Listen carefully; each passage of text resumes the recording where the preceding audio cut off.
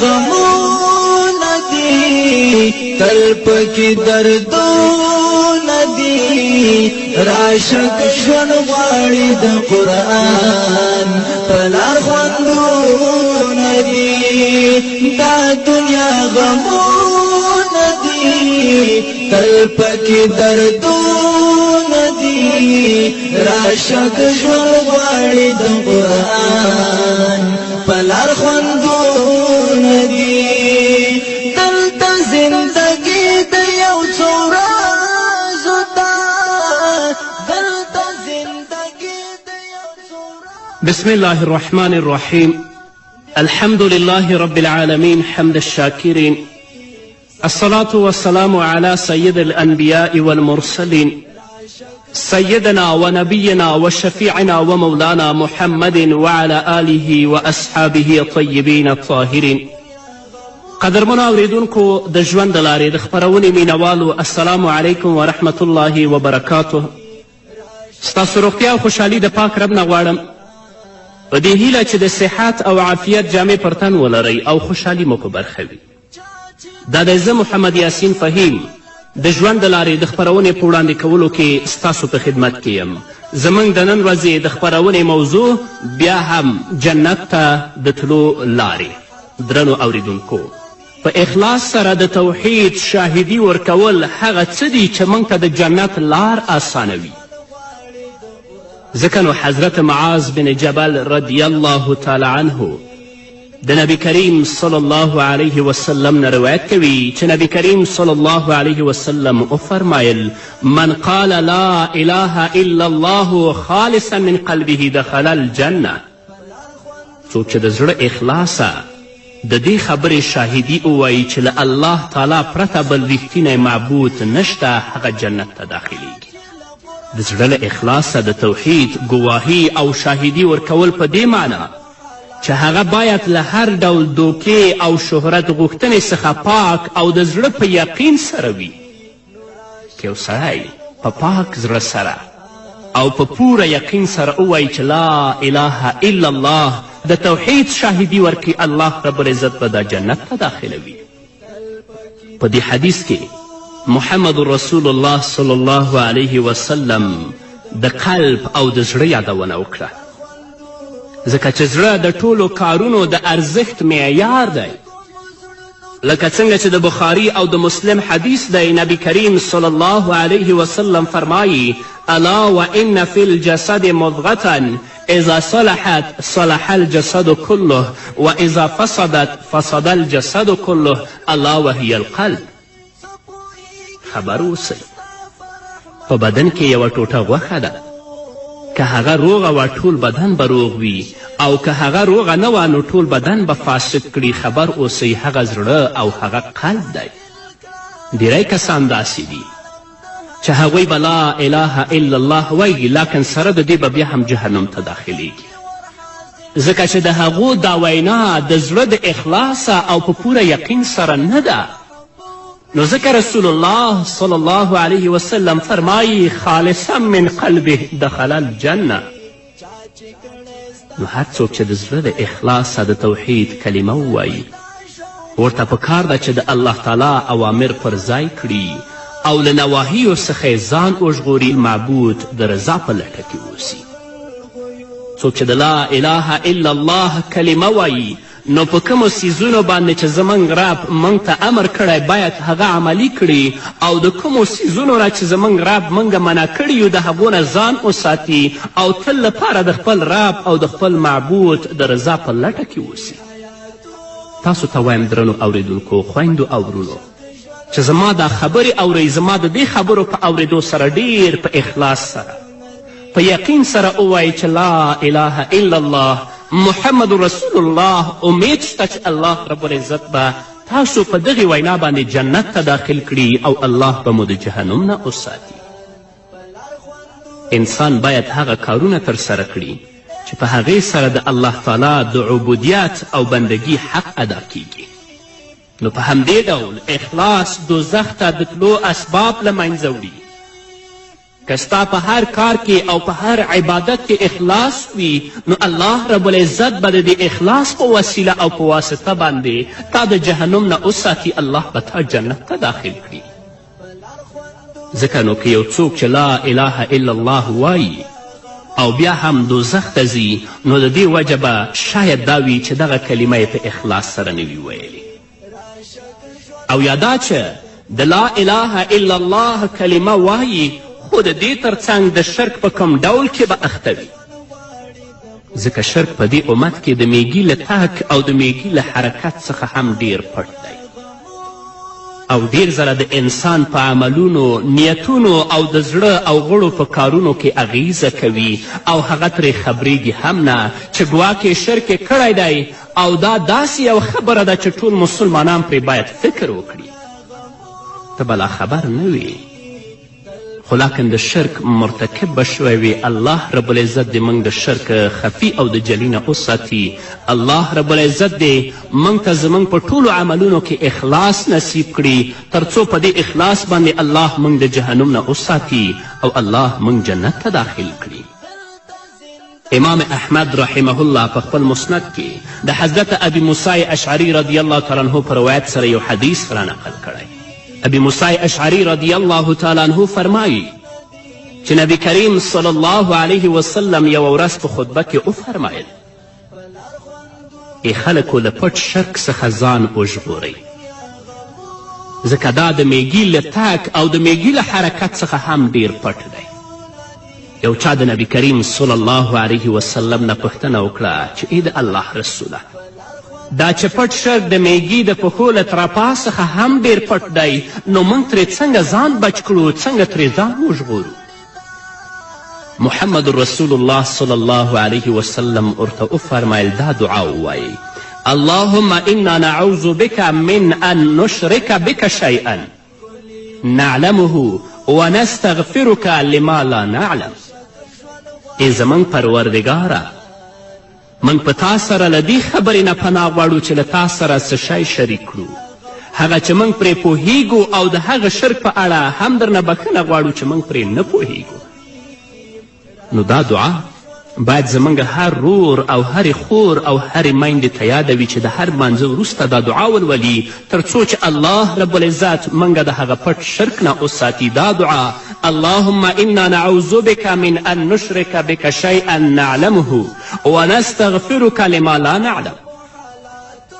ډیره ګرانه ده چې څوک دې له پټ شرک څخه په امن کې وي او د دې مثالونه ډیر زیات دي. لکه که یو څوک داسې څه خوښ کړي چې الله تعالی یې نه خوښوي یا داسې څه نه خوښوي چې الله تعالی یې خوښوي نو هیڅ شک نشته چې دا کار د الله رب العزت د محبت په توحید کې پر کموالي او زیان دلالت کوي. ځکه کله الله تعالی سره یې ریښتینې مینه درلودی نو هیڅ څوک به یې ورسره شریک نه باله او کله چې له الله تعالی سره مینه زیاته شي د خپلې خوښې شیان ورته بې ارزښته ښکاري، یعنې د الله رب العزت خوښي ته ترجیح ورکوي او کله چې له الله تعالی سره مینه کمه شي نو خپلې خوښي ته پر الله رب العزت باندې ترجیح ورکوي. العیاذ بالله. فکر وکړئ که تاسو خپلې خوښي ته د الله رب العزت په خوښي باندې ترجیح ورکړئ نو تاسو به د الله د اوامرو نه سرغړونه نه یې کړې. اصلي مینه او اصلي صداقت دا دی چې موږ خپله خواهشات او مینې تر پښو لاندې کړو، د الله رب العزت رضا او د الله رب العزت مینې ته ترجیح ورکړو. د الله رب العزت څخه د ویرې او هیلې همدا حال دی. کله چې یو بنده له خپل رب څخه په کامله توګه وډار شي هغه بیا له هیڅ چا څخه نه ډاریږي، د هیڅ چا څخه نه ویریږي. لکه څنګه چې الله رب العزت په خپل کلام کې په سورة احزاب کې 9 آیت کې فرمایي الذین یبلغون رسالات الله ویخشونه ولا یخشون احدا الا الله وکفا بالله حسیبا. دا د الله رب العزت کړنلاره ده د هغو خلکو لپاره چې د الله تعالی پیغامونه رسوي او د هماغه څخه ویریږي او له یو الله پرته له بل هیڅ چا څخه او د محاسبې لپاره همدا رب او همدا الله کافي دی. او کله چې له خپل رب څخه د بنده ویره کمه شي هغه بیا له هر چا څخه ویریږي. لنډه دا چې درنو اوریدونکو د مینې په څیر په ویره او هیله کې هم کمی او زیاتی راځي. نو راځئ چې په اخلاص سره د توحید شاهدي ورکړو، په یقین سره د توحید شاهدي ورکړو، تر څو د الله مینه او د الله رب العزت ویره زموږ په زړونو کې ځای ونیسي، نورې ویرې او نورې مینې زموږ د زړه نه ووځي او په دې اخلاص او په دې یقین سره الله موږ جنت ته داخل کړي. لکه څنګه چې محمد رسول الله فرمایي من قال لا اله الا الله خالصا من قلبه دخل الجنه. نو په اخلاص سره د توحید شاهدي ورکول هغه څه دي چې موږ ته د جنت لاره آسانوي. الله دې موږ ته اخلاص او یقین راکړي چې په اخلاص او په پوره یقین سره د توحید شاهدي ورکړو چې الله موږ د جهنم نه بچ کړي او جنت ته مو داخل کړي. د شرک دغه ډول چې شرک خفي دی داسې پیچلی دی چې هیڅوک ترې نشي بچ کیدی مګر دا چې الله تعالی یې ترې وساتي. او له دې ټولو آفتونو څخه د نجات یوازینۍ لاره دا ده چې په هر عمل کې د الله تعالی لپاره اخلاص پیدا شي، چې په هر عمل کې د الله رب العزت لپاره اخلاص پیدا شه. په پوره یقین او په پوره اخلاص سره د الله لپاره عمل کوه، الله رب العزت به تا د دې شرک خفي نه هم وساتي. په ځان کې اخلاص پیدا کول ډیر ګران کار دی، خو کله چې انسان پر نیغه لار برابر شي او الله تعالی ته توجه وکړي نو الله تعالی مرسته کوي او دا کار الله رب العزت ورته آسانوي. نو راځئ درنو اوریدونکو ورونو او خویندو چې په خپلو عملونو کې اخلاص پیدا کړو. که موږ او تاسې منځونه کوو یا موږ او تاسو روجې نیسو یا د دې ترڅنګ صدقات ورکوو، زکات ورکوو، حج کوو، عمرې کوو، زموږ یوازینۍ موخه او زموږ یوازینۍ هدف د الله رب العزت رضا وي، اخلاص وي، تر څو په دې اخلاص سره الله رب العزت موږ د شرک خفي نه وساتي، د جهنم نه وساتي، الله مو جنت ته داخل کړي. د بخاري او د مسلم حدیث دی. راوی د حدیث حضرت عتبان بن مالک رضی الله تعالی عنه دی. هغه فرمایي چې محمد رسول الله صلی الله علیه وسلم وفرمایل څوک چې د الله رب العزت د رضا لپاره لا اله الا الله ووایي الله رب العزت پرې د دوزخ اور حراموي. څونه آسانه کار دی. په اخلاص سره په پوره یقین سره ووایه لا اله الا الله، الله به په تا باندې جهنم حرام کړي، الله به دې جنت ته داخل کړي. په رښتیا چې درنو اوریدونکو دا لوی فضیلت دی او الله تعالی ته دعا کوو چې موږ د دې فضیلت وړ وګرځوي او د دې فضیلت وړ موږ او تاسو هله ګرځو چې په خپلو عملونو کې اخلاص پیدا کړو. عملونه هم د الله لپاره وي چې کله عملونه زموږ د الله لپاره شو نو الله رب العزت به موږ ته د جنت د تلو لارې آسانه کړي، د جهنم لارې به الله رب العزت په موږ باندې بندې کړي، د جهنم اور به الله په موږ باندې حرام کړي. او که خدای مکړه زموږ په عملونو کې اخلاص نه وي، هغه د ریا او د سمعت او د ځان ښودنې لپاره ترسره شي، نو بیا ډیره سخته ده چې الله رب العزت موږ ته د جنت لارې آسانه کړي. نو په توحید باندې شاهدي ورکول هغه څه دي چې الله موږ ته د جنت لارې پرې آسانه کوي. د الله رب العزت نه ځان لپاره، تاسو لپاره او د نړۍ ټولو مسلمانانو لپاره د اخلاص او د صداقت غوښتنه کوم. په همدې هیله درنو اوریدونکو نور به واورو خو د یوې دمې نه وروسته. حقیقت چې کوم زړونو کې مطلوب وي، شغله ځان لکه آفتاب هغه قلوب وي، هو مزه او نو مزه به غالب نشي، ریاګار به د مخلص مخکې مغلوب. درنو اوریدونکو بیا هم زموږ سلامونه او نیکې هیلې ومنئ. نبی کریم صلی الله علیه وسلم چې وایي څوک د الله رب العزت د رضا لپاره لا اله الا الله ووایي الله رب العزت پرې د دوزخ اور حراموي.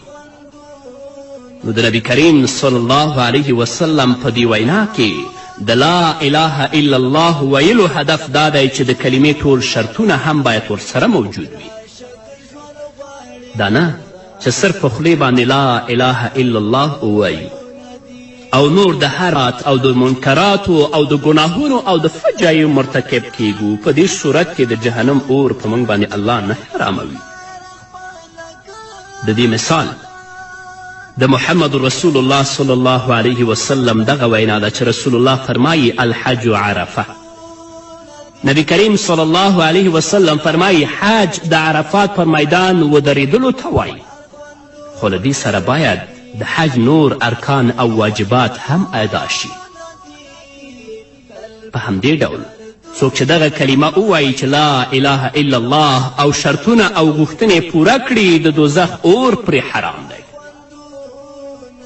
او که یو څوک لا اله الا الله وایي خو د لا اله الا الله شرطونه نه پر ځای کوي په هغه باندې د جهنم اور کلم حرام نه ده.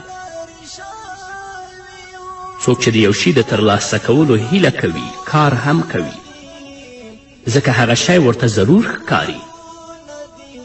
همدا وجه ده چې د نبی کریم صلی الله علیه وسلم په دې وینا کې د هغه چا لپاره چې د الله رب العزت د رضا د ترلاسه کولو په نیت لا اله الا الله وایي عمل شرط بلل شوی دی. څوک چې دغه کلمه په اخلاص سره ووایي د دوزخ اور پرې حرام دی، خو که بیا هم دوزخ ته ولاړ شي نو دا به له دې امله وي چې د کلمې شرطونه به یې نه وي پوره کړي. خو سره د دې که جهنم ته ملاړ شي په دوزخ کې د همیشه او د تل لپاره نه پاتې کیږي ځکه د ده په زړه کې د ایمان نور شته. او د نبی کریم صلی الله علیه وسلم وینا ده د چا په زړه کې چې د ایمان نور په اندازه د دانې د اورو وي هغه په جهنم کې نه پاتې کیږي، الله جنت ته بیایي. او همدا حکم د هغه چا لپاره هم دی چې هغه فساد و منکراتو کې راګیر دی، شراب څکي، غلا کوي، الله مو دې وساتي، زنا کوي. ځکه څوک چې دغه کارونه کوي او بیا هم وایي چې له الله تعالی پرته بل ریښتینی معبود نشته او زه د الله تعالی رضا غواړم نو هغه ریښتینی نه دی او دروغ وایي. ځکه چې څوک په صداقت سره او په پوره یقین سره الله ومني او د توحید شاهدي ورکړي بیا هغه د الله رب العزت اوامر پر ځای کوي، هغه د الله رب العزت د احکامو مطابق عمل کوي او د هغه څیزونو نه چې زموږ پروردګار او زموږ رب منع کړي د هغې نه ځان ساتي. محمد رسول الله صلی الله علیه وسلم فرمایي زنا کوونکی د زنا پر وخت مؤمن نه دی، غلا کوونکی د غلا پر وخت مؤمن نه دی، شراب څکونکی د شراب څکلو په وخت کې مؤمن نه دی. او دا خو لا لرې خبره ده چې هغه په دې کار سره د الله رب العزت رضا غواړي، کله هم نه. علامه ابن قیم جوزی رحمه الله لیکي توحید یوازې دې ته نه وایي چې بنده اقرار وکړي چې له الله تعالی پرته بل خالق نشته او الله تعالی د هر څه مالک او رب دی، ځکه مشرکان هم پر دې خبره اعتراف کوي او مني. بلکه توحید د الله تعالی محبت، د هغه په وړاندې عاجزي، د هغه اطاعت، په کامله توګه هغه ته تسلیمېدلو، په عبادت کې اخلاص پیدا کولو او په ټولو اقوالو او افعالو او له چا سره په مینه او کرکه او ورکړه او نه ورکړه کې د هغه د رضا ترسره کولو ته توحید وایي. یعنی ټول هغه کارونه پرېښودل چې سړی ګناه ته رابولي او د هغه او الله تعالی ترمنځ حائل او پرده واقع کیږي. او څوک چې پر دې خبرو پوه شي هغه د محمد رسول الله صلی الله علیه وسلم د دې خبرې په حقیقت باندې هم پوهیږي چې رسول الله صلی الله علیه وسلم فرمایي الله تعالی پر هغه چا د دوزخ اور حرام کړی چې د هغه رضا لپاره لا اله الا الله ووایي. د هغه د رضا لپاره د لا اله الا الله ویلو مطلب څه ده؟ چې د الله رب العزت په وړاندې عاجزي وکړي، الله رب العزت سره ستا محبت وي، د الله رب العزت د اوامرو او د احکامو پابند شي او په کامله توګه خپل رب ته تسلیم شي، په خپل عبادت کې اخلاص پیدا کړي او په ټولو اقوالو او افعالو کې او له چا سره په مینه او کرکه او ورکړه او نه ورکړه کې د رب رضا ولټوي، دې ته توحید وایي. او که یو څوک 20 ځلې په خوله باندې لا اله الا الله وایي خو اخلاص نه لري، پوره یقین نه لري، د رب العزت د اوامرو او د احکامو پابند نه دی، نو هغه کله هم جنت ته نشي داخلیدلی. البته جنت ته به هله داخلیږي چې د خپلو ګناهونو عذاب په جهنم کې وڅکي. نو د علامه ابن قیم جوزی رحمه الله په خبرو سره هغه شبهې له منځه ځي چې د ځینې احادیثو د ظاهري مفهوم څخه را پیدا شوي دي، او هغه دا چې وایي هر څوک چې د الله تعالی د توحید او د محمد رسول الله صلی الله علیه وسلم د رسالت ګواهي ورکړي او پر ژبه شهادتین ووایي هغه هیڅکله دوزخ ته نه ځي، که څه هم چې فاجر او فاسق وي. ځکه نو ښه فکر وکړه او هوښیار اوسه چې خطا نشي. الله تعالی دې موږ ته پر هغه لاره د تللو توفیق راکړي چې د رب د خوښي سبب ګرځي. شک نشته څوک چې د الله رب العزت د توحید شاهدي ورکړي، څوک چې د محمد رسول الله صلی الله علیه وسلم د رسالت ګواهي ورکړي او پر ژبه شهادتین ووایي هیڅکله دوزخ ته نه ځي، خو دا هله چې د الله رب العزت د اوامرو او د احکامو پابند هم وي، او که په ژبه باندې د الله د توحید ګواهي ورکوي، په ژبه باندې د محمد رسول الله صلی الله علیه وسلم د رسالت ګواهي ورکوي، اما د دې نه وروسته څه فساد چې د ده مخې ته راځي هغه کوي، نو دا به ضرور د خپلو بدو اعمالو او د ګناهونو مزه په جهنم کې څکي. نو درنو اوریدونکو، راځئ چې هغه لارې ولټوو چې په هغو باندې زموږ رب موږ ته د جنت لارې را آسانوي، چې د هغو د جملې څخه په اخلاص سره د توحید شاهدي ورکول دي. نو راځئ ټول په ډیر اخلاص سره، ټول په ډیرې مینې سره د توحید شاهدي ورکړئ، لا اله الا الله ووایئ، د محمد رسول الله د رسالت ګواهي ورکړئ، او د دې ترڅنګ د الله رب العزت د اوامرو او د احکامو پابند شئ، تر څو زموږ رب موږ او تاسو د جنت وړ وګرځوي او زموږ رب موږ او تاسو د جهنم نه وساتي. په همدې هیله درنو اوریدونکو، نو ځان لپاره، تاسو لپاره او ټولو مسلمانانو لپاره د اخلاص غوښتنه کوم.